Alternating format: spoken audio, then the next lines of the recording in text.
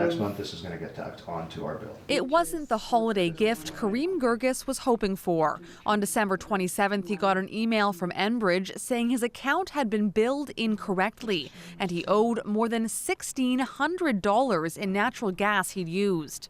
They explained that they hadn't been able to get into my backyard to do a meter reading, and my backyard is locked because we have a pool, and they waited almost 8 months before they can trigger an alert to let me know that I owed them that much money.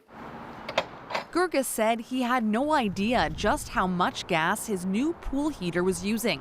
Enbridge hadn't checked his meter since April, so for 8 months his bill was based on estimates. I honestly didn't scrutinize my bill. When it comes to utilities, as long as it looks kind of status quo, like the same as it's always been, we just pay our bills and move on. Enbridge is allowed to rely on estimates sometimes. Ontario's energy regulator says all gas utilities are supposed to get meter readings every 2 months.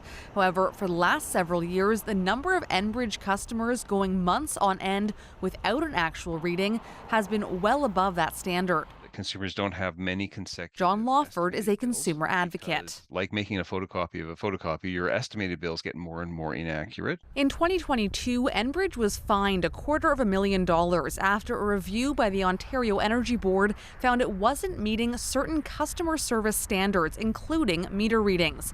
Enbridge has 3.9 million customers in Ontario. The Ontario Energy Board says no more than 0.5% of customers should go 4 months in a row without a meter reading. But for the last several years, Enbridge has not come close to meeting that standard. Just last month, the Energy Board rejected a request by Enbridge asking to permanently lower the standard to no more than 2%. Meanwhile, the number of complaints to the Energy Board related to meter readings has more than doubled since it launched its review, with 87 complaints last year.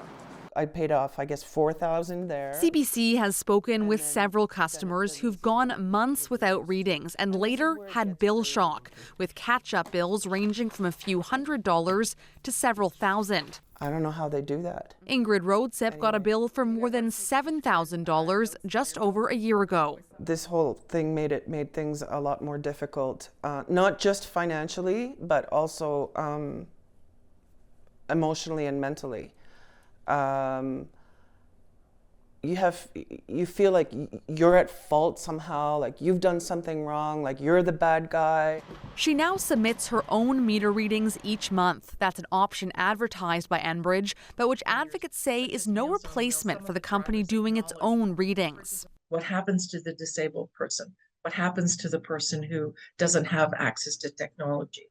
Enbridge declined CBC's request for an interview, but it said in a statement that it is making strides to improve its performance. The Energy Board says it expects Enbridge to provide a plan for how it will meet service standards. Sarah McMillan, CBC News, Toronto.